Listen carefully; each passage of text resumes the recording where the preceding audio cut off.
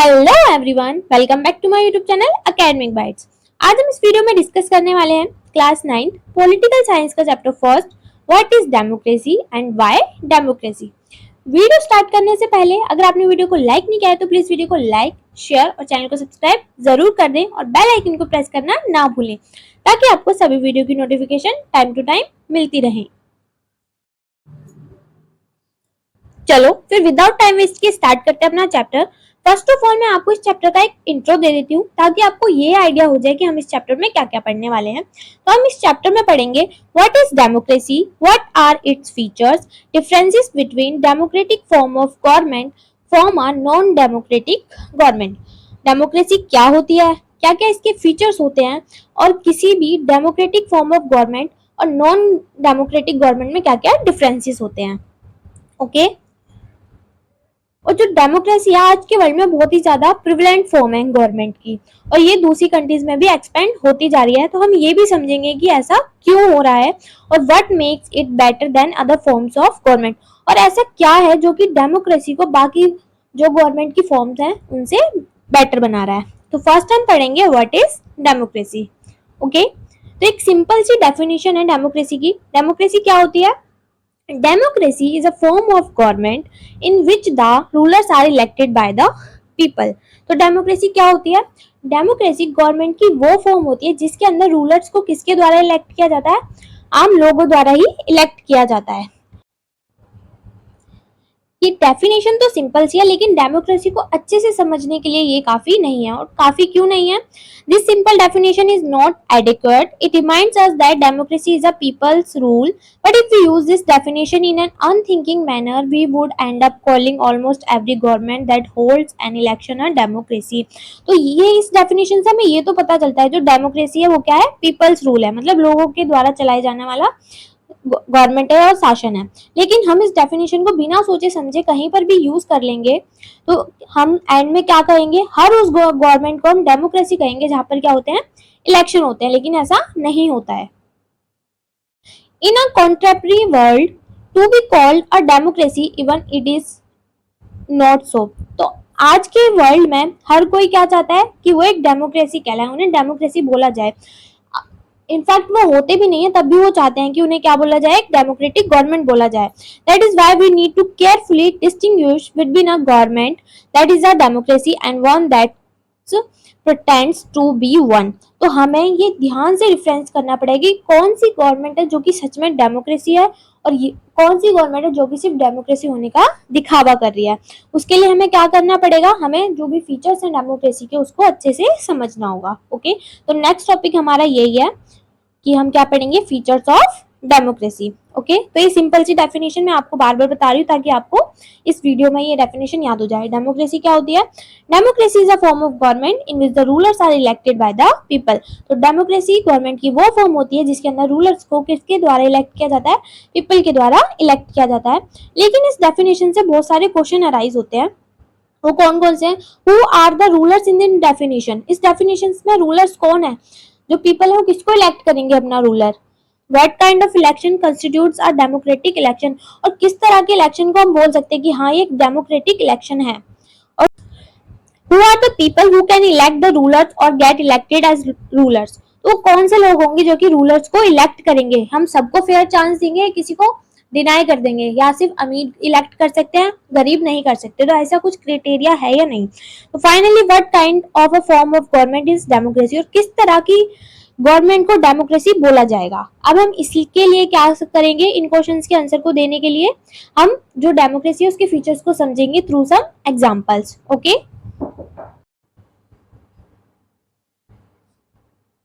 In Pakistan 1999 general Pervez Musharraf led a military group. तो पाकिस्तान में 1999 में जो जनरल परवेज मुशर्रफ थे वो एक मिलिट्री ग्रुप के क्या थे? हेड थे। तो उन्होंने क्या किया? He overthrew a democratically elected government and declared himself the chief executive। उन्होंने जो भी इलेक्टेड गवर्नमेंट थी उसको ओवरथ्रू कर दिया और खुद को क्या डिक्लेयर कर दिया? वहां का चीफ एग्जीक्यूटिव डिक्लेयर कर दिया। और क्या किया उन्होंने? अपनी जो पोजीशन थी फिर बाद में 2002 में उन्होंने अपनी पोजीशन चीफ एग्जीक्यूटिव से किसमें चेंज कर दी? प्रेसिडेंट में चेंज कर दी थ्रू अ रेफरेंडम। उन्होंने एक रेफरेंडम रखा और अपनी पोजीशन को क्या कर दिया? प्रेसिडेंट बना दिया। रेफरेंडम क्या होता है? रेफरेंडम में पीपल्स के पास सिर्फ ये चॉइस होती है, उन्हें हाँ या ना में आंसर देना होता है, उनके पास ऑप्शंस नहीं होते हैं कि सेलेक्ट करने के लिए कि आप किसको प्रेजेंट बनाना चाहते हो। ओके, उसके बाद उन्होंने 2002 अगस्त में एक लीगल फ्रेमवर्क ऑर्डर पास किया, और उस ऑर्डर के थ्रू उन्होंने क्या किया, और ये लीगल फ्रेमवर्क ऑर्डर क्या था, he amended the constitution of Pakistan. According to this order the president can dismiss the national and the provincial assemblies. तो उस ऑर्डर के थ्रू उन्होंने जो भी पाकिस्तान का कॉन्स्टिट्यूशन था उसको अमेंडेड कर दिया, मतलब उसमें कुछ चेंजेस किए, और इस ऑर्डर के अकॉर्डिंग क्या था, जो भी प्रेसिडेंट था पाकिस्तान का वो क्या कर सकता था, नेशनल और प्रोविंशियल असेंबलीज को डिसमिस कर सकता था। The work of the civilian cabinet is supervised by the national security council which is dominated by military officers. तो जो भी वहाँ की सिविलियन कैबिनेट था वो किसके द्वारा सुपरवाइज किया जा रहा था, अब नेशनल सिक्योरिटी काउंसिल के द्वारा सुपरवाइज किया जा रहा था। लेकिन जो नेशनल सिक्योरिटी काउंसिल थी उसमें ज्यादातर लोग कौन थे, सारे के सारे मिलिट्री ऑफिसर्स ही थे वहां पर। Okay, election held, but the final power rested with the military officers and general Muzaffar himself. तो वहां पे इलेक्शन तो हुए लेकिन फाइनल पावर अब भी किसके पास थी, मिलिट्री ऑफिसर्स और जो जनरल परवेज मुजफ्फर थे उनके पास थी। तो अब इससे हमें अपनी डेमोक्रेसी का पहला फीचर मिलता है। तो यहाँ पर आपने देखा, यहाँ पे इलेक्शंस तो हुए लेकिन जो फाइनल पावर है, जो भी रूलर्स को पीपल ने इलेक्ट किया, क्या उनके पास है फाइनल पावर, नहीं है ना। तो यही क्या है, हमारी डेमोक्रेसी का पहला फीचर है। In a democracy the final decision making power must rest with those elected by the people. तो फाइनल जो डिसीजन करने की पावर है वो किसके पास होनी चाहिए, उन रूलर्स के पास होनी चाहिए जिसको किसने इलेक्ट किया है, पीपल ने इलेक्ट किया है। तो ये हमारी डेमोक्रेसी का क्या है, फर्स्ट फीचर है। ओके, अब बढ़ते हैं नेक्स्ट फीचर की तरफ। In China, elections are regularly held after every 5 years for electing the country's parliament. तो चाइना में हर 5 साल के बाद इलेक्शन होते हैं वहाँ की पार्लियामेंट को इलेक्ट करने के लिए। वहाँ की पार्लियामेंट को क्या बोला जाता है, नेशनल पीपल कांग्रेस बोला जाता है। Okay, The National People Congress has the power to appoint the president of the country. It has nearly 3000 members elected from all over China. तो जो वहाँ की पार्लियामेंट है जिसे क्या बोला जाता है, नेशनल पीपल कांग्रेस बोला जाता है, उसके पास क्या पावर होती है कि वो अपने प्रेसिडेंट को अपॉइंट कर सकती है वहाँ के उस कंट्री के। और इसमें लगभग कितने मेंबर्स हैं, 3000 मेंबर्स हैं जो कि पूरे ऑल ओवर चाइना से इलेक्ट किए गए हैं। Before contesting election a candidate needs the approval of the Chinese Communist party. तो किसी भी कैंडिडेट को अगर वहां पे वो इलेक्शन लड़ना चाहता है तो उसे किसका अप्रूवल लेना पड़ता है, एक वहां की पार्टी है जिसका नाम क्या है, चाइनीज कम्युनिस्ट पार्टी, उसका अप्रूवल लेना पड़ता है।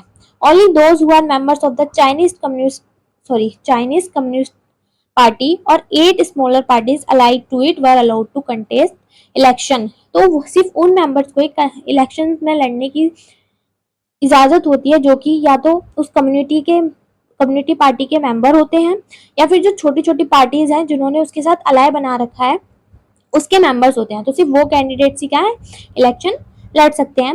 The government is always form by the communist Party. और वहां पे गवर्नमेंट हमेशा किस पार्टी द्वारा बनाई जाती है, कम्युनिस्ट पार्टी द्वारा फॉर्म की जाती है। इसके अपोजिट में हम दूसरा एग्जाम्पल भी लेते हैं, तो ये मैक्सिको का है। Since its independence in 1930 Mexico hold election after every 6 years to elect its president. तो जब से मैक्सिको को इंडिपेंडेंस मिली है, कब मिली थी, 1930 में, तब से वो हर 6 साल में इलेक्शंस करते हैं, किस लिए, अपने प्रेसिडेंट को इलेक्ट करने के लिए।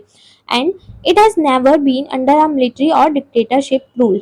तो कभी भी जो मैक्सिको है वो भी कभी भी किसी भी मिलिट्री या डिक्टेटरशिप के रूल में नहीं रहा है। But until 2000 every election was one by a party called PRI, इसका नाम क्या है, full form institutional Revolutionary party. लेकिन 2000 से अब तक सिर्फ वहां पर एक ही पार्टी इलेक्शन जीत रही है, वो कौन सी पार्टी है, Institutional Revolutionary Party. The PRI was known to use many dirty tricks to win election. तो PRI बहुत सारी डर्टी ट्रिक्स प्ले करती है क्या करने के लिए, इलेक्शंस को जीतने के लिए। अब हमने 2 एग्जांपल्स पढ़े।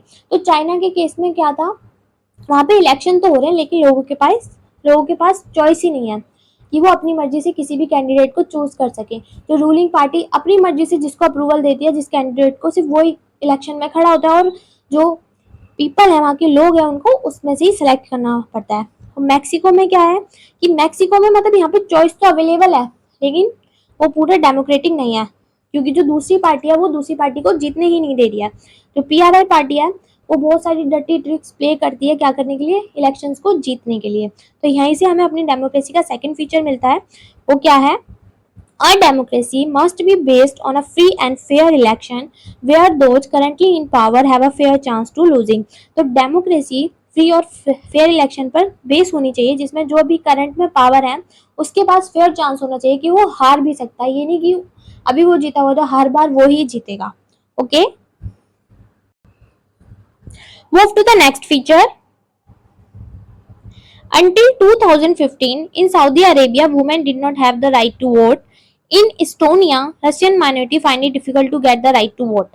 तो 2015 तक जो सऊदी अरेबिया में वुमेन्स हैं उनको वोटिंग राइट नहीं मिला था, और इस्टोनिया में जो रशियन माइनॉरिटी थी उन्हें भी काफी डिफिकल्टी हुई थी अपना राइट लेने का। कौन सा राइट? राइट टू वोट लेने में। और in Fiji vote of an indigenous Fiji has more value than that of an Indian Fijian. तो फिजी में क्या था, जो भी वहाँ के इंडिजिनियस फिजी थे, मतलब जो वहीं के वहीं रहते हैं, तो उनके वोट की वैल्यू ज्यादा थी किसके मुकाबले में, जो भी इंडियन फिजी थे, मतलब जो इंडियन है लेकिन उनके पूर्वज वहां जाके फंस गए, तो वहां जाके मतलब रहने लगे, तो उनको क्या बोला जाता है, अब इंडियन फिजी बोला जाता है। तो उनकी वोट की वैल्यू क्या है, जो इंडिजिनियस जो वहीं के फिजी है उनके मुकाबले कम है। ओके, तो यहाँ से हमें अपनी डेमोक्रेसी का थर्ड फीचर मिलता है। क्या, वो क्या है, in a democracy each adult citizen must have one vote and each vote must have one value. तो किसी भी डेमोक्रेसी में क्या होना चाहिए, हर अडल्ट सिटीजन का एक वोट होना चाहिए, और उस हर वोट की वैल्यू भी क्या होनी चाहिए, सेम होनी चाहिए। Okay, move to the next feature. Zimbabwe attained independence from white minority rule in 1980। तो जिम्बाब्वे को व्हाइट माइनॉरिटी रूल से इंडिपेंडेंस कब मिली थी, 1980 में मिली थी।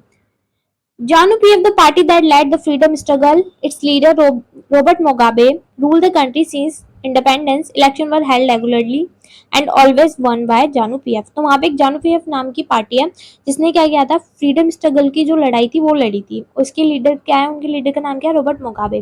तो वो ही जब से आज़ादी मिली है तब से वो पार्टी उनको क्या कर रही है, उस कंट्री को रूल कर रही है। इलेक्शन तो होते हैं हमेशा टाइम टू टाइम जब होने होते हैं, लेकिन हर बार इलेक्शन को जीतता है ZANU-PF नाम की जो पार्टी है वो ही जीतती है। Okay, president Mugabe was popular but also use unfair practice in elections. तो जो प्रेसिडेंट मुकावे है वो बहुत ज्यादा पॉपुलर है, लेकिन इलेक्शन जीतने के लिए वो बहुत ज्यादा अनफेयर प्रैक्टिसेस यूज करते हैं, गंदी गंदी ट्रिक्स फॉलो करते हैं सिर्फ इलेक्शन जीतने के लिए। His government change the this constitution several times to increase the powers of the president. और उन्होंने अपनी गवर्नमेंट में क्या किया, कॉन्स्टिट्यूशन को कई बार चेंज किया, क्या करने के लिए, जो प्रेसिडेंट की पावर है उसको इंक्रीज करने के लिए। Opposition party workers were harassed and their meeting disturbed, television and radio were controlled by the government. तो जो अपोजिशन पार्टी के वर्कर्स है उनको हैरेस्ट किया जाता है, और जो उनकी मीटिंग है उनको डिस्टर्ब करके कर दिया जाता है। और जो टेलीविजन रेडियो वगैरह वो सब किसके कंट्रोल में है, गवर्नमेंट के कंट्रोल में ही रहते हैं, मतलब उनके अंडर ही काम करते हैं, जो बोलेंगे वो वही दिखाते हैं उस पर। Government ignored some court judgments that went against it and pressurized judge। तो गवर्नमेंट कभी कभी उन जजमेंट को भी इग्नोर कर देती है जो कि उनके खिलाफ जाते हैं, और जज को प्रेशराइज करते हैं उस जजमेंट को कैंसिल करने के लिए। He was forced out of office in 2017, लेकिन उन्हें 2017 में अपना सीट छोड़ने के लिए मजबूर कर दिया गया। अब जिम्बाब्वे के एग्जाम्पल से हमें क्या पता चलता है, popular governments can be undemocratic. तो जो भी पॉपुलर गवर्नमेंट्स हैं वो भी क्या हो सकती है, अनडेमोक्रेटिक हो सकती हैं। Popular leaders can be autocratic, और पॉपुलर लीडर्स भी ऑटोक्रेटिक हो सकते हैं, मतलब सेल्फिश हो सकते हैं, वो सिर्फ अपना बारे में सोच सकते हैं।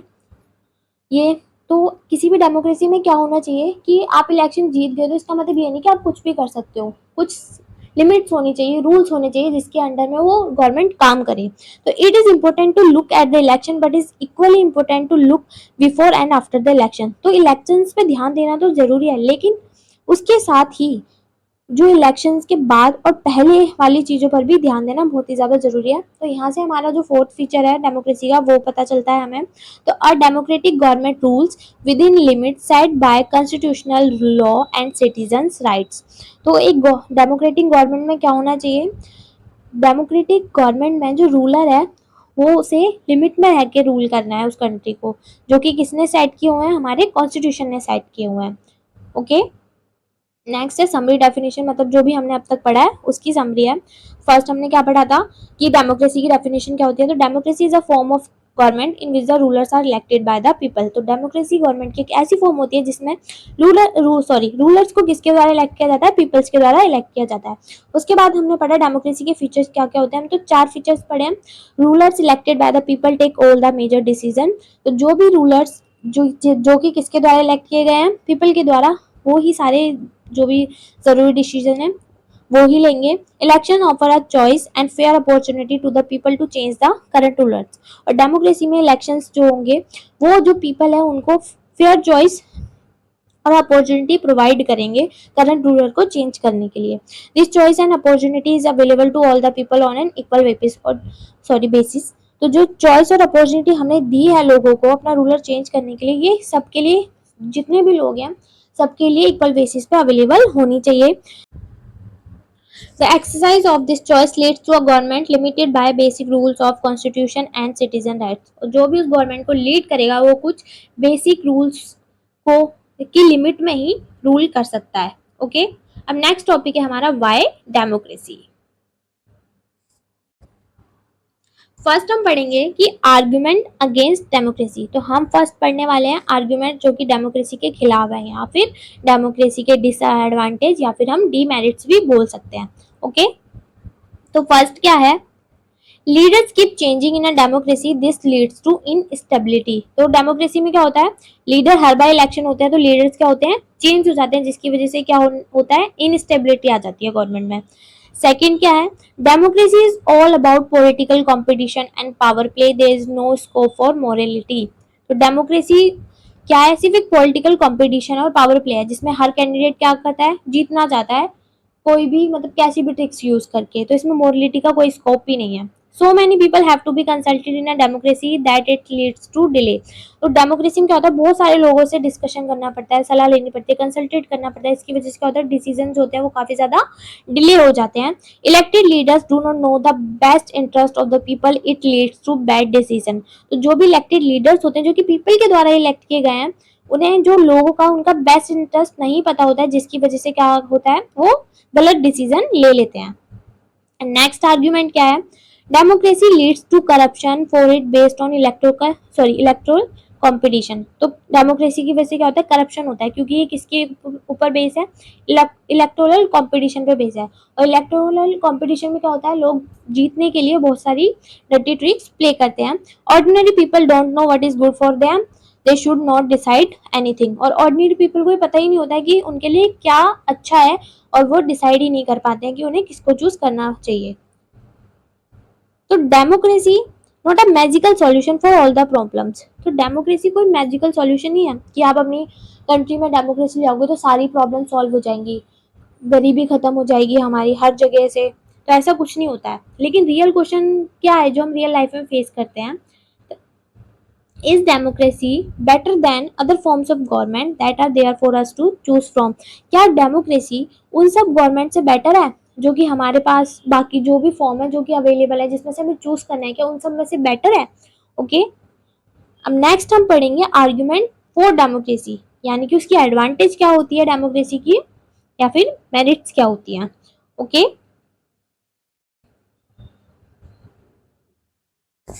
तो डेमोक्रेसी के जो भी एडवांटेज है हम उन्हें भी किसके थ्रू समझेंगे, कुछ एग्जांपल्स के थ्रू समझेंगे। तो फर्स्ट एडवांटेज हम किसके थ्रू समझने वाले हैं, चाइना के एग्जांपल के through. China's famine of 1958 to 1961। तो 1958 और 1961 के बीच में चाइना में एक फेमाइन आता है। फेमाइन मतलब भूखमरी मच जाना, खाने पीने के लिए चीजें नहीं होती लोगों के पास। तो worst recorded famine in world history, nearly 3 crore people died in this famine.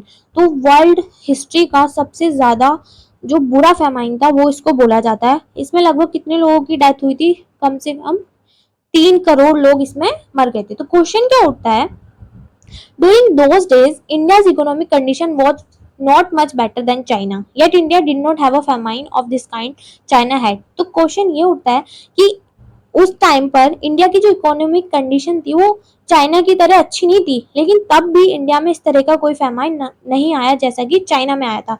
तो ऐसा क्या था हमारे इंडिया में जिसकी वजह से ऐसी कंडीशन हमारे इंडिया में नहीं आई? तो the existence of democracy in India made the Indian government respond to food scarcity in a way that the Chinese government did not. तो हमारे इंडिया में क्या डिफरेंट चीज थी? डेमोक्रेसी थी। तो डेमोक्रेसी की वजह से क्या हुआ? इंडियन गवर्नमेंट ने रिस्पॉन्ड किया, जो भी फूड स्कार्सिटी थी लोगों की हेल्प की, उन्हें फूड अवेलेबल कराया, कैसे भी कराया, लेकिन उन्होंने अपनी जो वहाँ की पॉपुलेशन थी उनको फूड दिया, जो कि चाइनीज गवर्नमेंट ने नहीं किया, क्योंकि वहां पर क्या नहीं था? वहां पर डेमोक्रेसी नहीं थी, लोकतंत्र नहीं था। ओके, तो यही हमारा फर्स्ट आर्ग्यूमेंट है, मतलब उसका एडवांटेज है डेमोक्रेसी का। अ democratic government is a better government because it is more accountable form of government. तो एक डेमोक्रेटिक जो गवर्नमेंट होती है वो बाकी अदर गवर्नमेंट से बेटर है, क्योंकि ये अकाउंटेबल फॉर्म ऑफ गवर्नमेंट है, मतलब जवाबदेही होती है, रिस्पॉन्सिबल फॉर्म ऑफ गवर्नमेंट है। ये जो भी वहाँ के पीपल्स की नीड है उसको रिस्पॉन्ड करती है। अ नॉन डेमोक्रेटिक गवर्नमेंट में and can respond to the people's needs. तो जो नॉन डेमोक्रेटिक गवर्नमेंट होती है वो भी पीपल्स की नीड्स के लिए, मतलब नीड्स को पूरा कर सकती है, लेकिन वो ये सब किस पर डिपेंड करता है? जो भी पीपल वहां पे रूल कर रहे हैं उनकी विशेष पे डिपेंड करता है। अगर वो चाहते हैं तो वो ऐसा कर सकते हैं, लेकिन उन पे कोई ऐसा मतलब जिम्मेदारी नहीं होती कि उन्हें करना ही करना होता है। लेकिन डेमोक्रेसी में ऐसा होता है, क्योंकि अगर वो ऐसा नहीं करेंगे तो जो भी नेक्स्ट इलेक्शन होंगे लोग उनको इलेक्ट नहीं करेंगे, वो और किसी को वोट देंगे और वो हार जाएंगे। Okay, a democracy requires that the rulers have to attend to the needs of the people. Democracy में किसकी जरूरत होती है? कि रूलर्स को क्या अटेंड करना है, जो भी वहां के लोगों की जरूरत है उनको पूरा करना है। ओके, तो ये हमारा फर्स्ट आर्गुमेंट था। बढ़ते हैं नेक्स्ट की तरफ। सेकंड क्या है? Democracy is based on consultation and discussion. तो ये हमारा सेकंड क्या था? डिसएडवांटेज था किसका? डेमोक्रेसी का। लेकिन ये एडवांटेज है हमारे लिए। कैसे है? When a number of people but they put their hands together they are able to point out possible mistakes in any decision. जब बहुत सारे लोग किसी भी डिसीजन में एक साथ बैठते हैं, डिस्कशन करते हैं, तो वो क्या कर सकते हैं? छोटी सी छोटी मिस्टेक को पॉइंट आउट कर सकते हैं, और इससे क्या होगा? Reduces the chances of rash and irresponsible decision. तो इससे जो भी इररिस्पॉन्सिबल डिसीजन है वो हम लेंगे ही नहीं, और जो गलतियां वो पहले से ही पॉइंट आउट हो जाएंगी, तो हम गलत डिसीजन क्यों लेंगे? तो सेकंड क्या है advantage? Thus democracy improves the quality of decision making. तो इससे क्या होता है? डिसीजन मेकिंग की जो क्वालिटी है वो इंप्रूव हो जाती है। ओके, नेक्स्ट एडवांटेज क्या है? तो हमारी डेमोक्रेसी में क्या है? अलग अलग टाइप के लोग रहते हैं, जैसे कि हमारे इंडिया में काफी ज्यादा डाइवर्सिटी, अलग अलग रहते हैं, हिंदू, मुस्लिम, पंजाबी, हर कास्ट के, डिफरेंट डिफरेंट कास्ट के, रिलीजन के लोग रहते हैं, तो काफी ज्यादा डाइवर्सिटी है। तो डिफरेंसेस ऑफ ओपिनियन और इंटरेस्ट होना तो आम बात है। और इसकी वजह से क्या क्या होता है? मतलब लोगों के अलग अलग ओपिनियंस होते हैं, इंटरेस्ट भी अलग अलग होता है, तो इसकी वजह से काफी टाइम क्या हो जाता है? लोगों के बीच में कॉन्फ्लिक्ट हो जाते हैं, वाद विवाद हो जाते हैं। अब क्वेश्चन ये उठता है कि how do we resolve such conflicts? इन कॉन्फ्लिक्ट्स को हम कैसे रिजॉल्व करेंगे, कैसे सुलझाएंगे? तो अब वहां पे डेमोक्रेसी नहीं होगी तो क्या होगा? whichever group is more powerful will dictate its term and other will have to accept that। तो जो भी ग्रुप पावरफुल होगा वो बता देगा कि ऐसा ऐसा करना है, और दूसरे वाले जो भी लेस पावरफुल है, मतलब जिसके पास पावर नहीं है, उसे मोर पावरफुल ग्रुप की सारी बातें माननी पड़ेंगी। But that would lead to resentment and unhappiness. लेकिन इसकी वजह से क्या होगा? उन्हें ऐसा फील होगा, जो भी लेस पावरफुल ग्रुप है उन्हें दबाया जा रहा है, और वो क्या हो जाएंगे? अनहैप्पी हो जाएंगे, मतलब ना खुश हो जाएंगे। डिफरेंट ग्रुप्स में not be able to live together for long in such a way. और अगर इस तरीके से चीजें होंगी तो जो भी डिफरेंट डिफरेंट लोग हैं वो एक साथ एक जगह पर नहीं रह सकते। But democracy provides the only peaceful solution to this problem. और सिर्फ डेमोक्रेसी ही इस प्रॉब्लम का एक पीसफुल सॉल्यूशन प्रोवाइड करती है। तो यहाँ से हमारा थर्ड आर्ग्यूमेंट है या फिर एडवांटेज है, वो क्या है? Democracy provides a method to deal with differences and conflicts. तो जो डेमोक्रेसी है वो एक मेथड प्रोवाइड करती है किससे डील करने के लिए? ये डिफरेंसेस और कॉन्फ्लिक्ट्स को डील करने के लिए। ओके, नेक्स्ट क्या है हमारा argument? Even if democracy does not bring about better decision and accountable government, it is still better than other form of government. अगर डेमोक्रेसी कोई बेटर डिसीजन नहीं भी लाती है और अकाउंटेबल नहीं भी है, तब भी यह अदर फॉर्म्स ऑफ गवर्नमेंट से बेटर है। तो ऐसा क्यों है? क्योंकि ये जो सिटीजन है उनकी डिग्निटी को इन्हांस करती है, मतलब उनके आत्मसम्मान को इन्हांस करती है। डेमोक्रेसी, और ऐसा कैसे कर दिया है, democracy is based on the principle of political equality, क्योंकि जो डेमोक्रेसी है वो किस प्रिंसिपल पर बेस्ड है, पॉलिटिकल इक्वलिटी की, मतलब सब बराबर है, ना कोई अमीर है ना ही कोई गरीब है, सब इक्वल है। On recognizing that the poorest and the least educated has the same status as the rich and the educated, तो जो पुअर है और जो कि लीस्ट एजुकेटेड है उसका सेम स्टेटस है जैसे कि अमीर और एजुकेटेड लोगों का होता है। Okay, people are not subject of ruler, they are the ruler themselves, तो पीपल जो रूलर्स है उनके सब्जेक्ट नहीं होते, क्योंकि उन्हें हर बात नहीं माननी, उन्हें वो खुद ही रूलर होते हैं, वो उन्हें हटा भी सकते हैं नेक्स्ट इलेक्शन में। Okay, move to the next argument. There is no guarantee that mistakes cannot be made in democracy. तो इसकी कोई गारंटी नहीं है कि डेमोक्रेसी में कोई भी मिस्टेक नहीं हो सकती, but there is a space for public discussion on this mistakes and there is a room for correction. लेकिन डेमोक्रेसी में क्या होता है, अपनी मिस्टेक्स को ठीक करने के लिए एक रूम ऑफ करेक्शन है।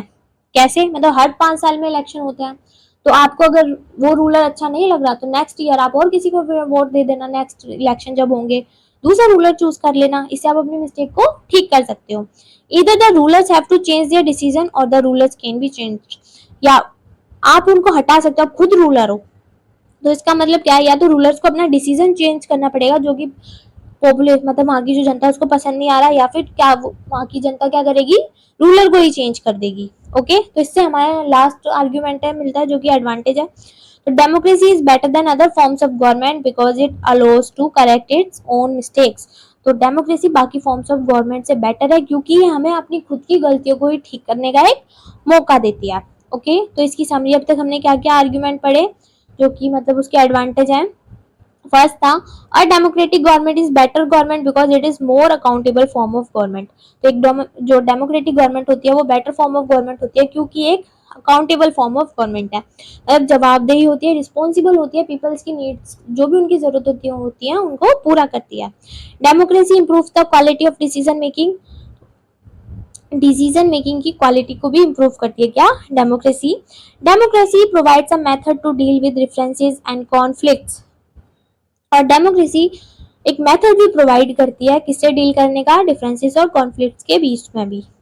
Democracy enhance the dignity of citizen, जो सिटीजन की डिग्निटी को भी इनहांस करती है। Finally democracy is better than other forms of government because it allows us to correct its own mistake. और डेमोक्रेसी बाकी other forms of government से better इसलिए भी है क्योंकि हमें खुद की गलतियों को ठीक करने का एक मौका भी देती है। ओके, नेक्स्ट टॉपिक है हमारा broader meaning of democracy. This way of defining democracy help us to identify a clear set of minimal features that a democracy must have। तो अब तक हमने जैसे भी डेमोक्रेसी को डिफाइन किया है तो उससे हमें क्या पता चलता है, जो भी मिनिमम फीचर्स होते हैं डेमोक्रेसी के वो हमें पता चलते हैं कि डेमोक्रेसी में क्या क्या फीचर्स होने चाहिए।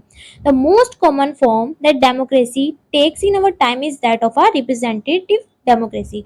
तो जो सबसे कॉमन फॉर्म है डेमोक्रेसी की जो कि हमारे टाइम में है उस को क्या बोला जाता है, रिप्रेजेंटेटिव डेमोक्रेसी। रिप्रेजेंटेटिव डेमोक्रेसी क्या होती है, a form of government in which people rule through their elected representatives. तो एक ऐसी फॉर्म ऑफ गवर्नमेंट जिसमें पीपल रूल तो करते हैं लेकिन वो डायरेक्टली रूल नहीं करते हैं, जो जिन रूलर्स को वो इलेक्ट करते हैं उनके द्वारा रूल करते हैं। ओके, तो ये रिप्रेजेंटेटिव जो डेमोक्रेसी है वो जरूरी क्यों है।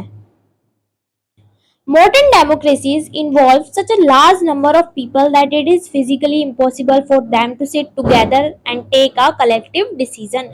तो जो मॉडर्न डेमोक्रेसीज हैं उसमें काफी ज्यादा लार्ज पॉपुलेशन रहती है, लार्ज नंबर ऑफ पीपल है, तो ये फिजिकली इम्पॉसिबल है कि वो सब एक साथ बैठ सके और कोई एक कलेक्टिव डिसीजन ले सके। दूसरा रीजन क्या है कि रिप्रेजेंटेटिव डेमोक्रेसी होना क्यों जरूरी है, इवन इफ दे कुड, अगर वो ऐसा कर भी लें कि एक साथ बैठ जाए कोई डिसीजन लेने के लिए तैयार हो जाए, the citizen does not have the time, the desire और the skills to take part in all the decisions.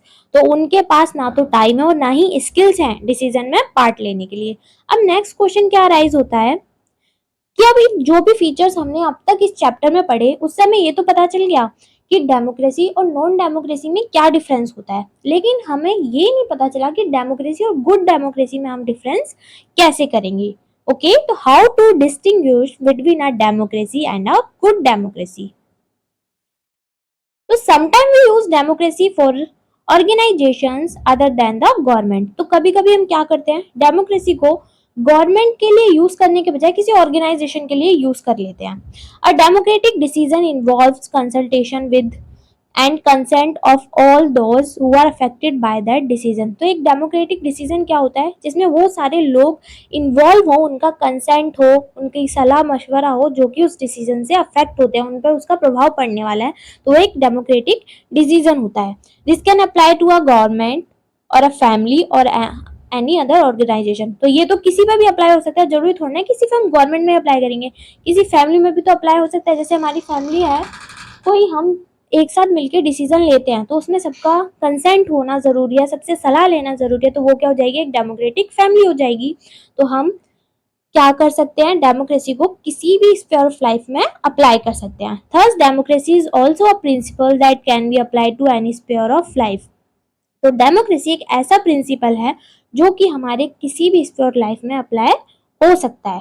Okay. Sometimes we use the word democracy not to describe any existing government but to set up an ideal standard that all democracies must aim to become. तो कभी कभी हम जो word democracy है किसी भी existing government को describe करने के लिए यूज नहीं करते हैं, कभी हम कोई स्टैंडर्ड सेटअप करने के लिए भी यूज कर लेते हैं कि अगर कोई गवर्नमेंट ये करेगी तो वो क्या हो जाएगी, एक डेमोक्रेसी कहलाएगी, डेमोक्रेटिक गवर्नमेंट कहलाएगी. Okay. True democracy will come to this country only when no one goes hungry to the bed. तो ट्रू डेमोक्रेसी कंट्री में तभी आ सकती है जब कोई भी इंसान भूखा रात को ना सोए. इट इनेबल्स अस टू जज an existing democracy and identify it's weakness.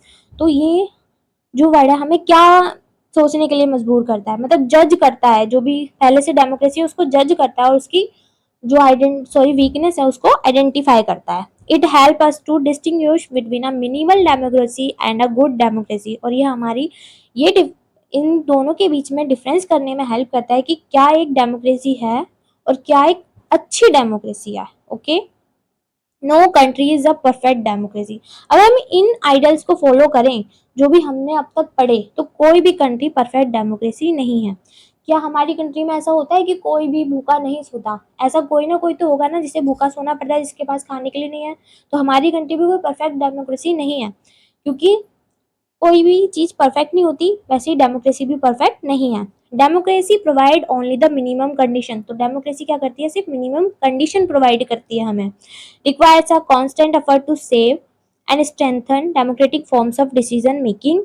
Citizen can make a difference to making our country more और लेस डेमोक्रेटिक. तो जो सिटीजन है वो उनकी वजह से ये डिफरेंस होता है, उनके एफर्ट्स से ये मैटर करता है कि हमारी कंट्री कितनी ज्यादा डेमोक्रेटिक है या नहीं है. The faith of the country depends not just on what the rulers do but mainly on what we as citizen do. तो जो हमारी कंट्री का फेट है वो सिर्फ इस बात पे डिपेंड नहीं करता कि रूलर्स क्या करते हैं, ये इस बात पे भी डिपेंड करता है कि हम एज अ सिटीजन हम क्या कर रहे हैं अपनी कंट्री के लिए. Okay. This is what distinguished democracy from other governments, other forms of government. तो ये ही वो चीज है जो कि डेमोक्रेसी को बाकी अदर फॉर्म ऑफ गवर्नमेंट से अलग करती है. Okay. That's it for the video. I hope आपको ये चैप्टर अच्छे से समझ आया होगा. अगर ये वीडियो आपको अच्छी लगी तो प्लीज वीडियो को लाइक, शेयर और चैनल को सब्सक्राइब जरूर कर देना. और कमेंट सेक्शन में कमेंट करके जरूर बताना कि नेक्स्ट वीडियो किस चैप्टर पर बनानी है.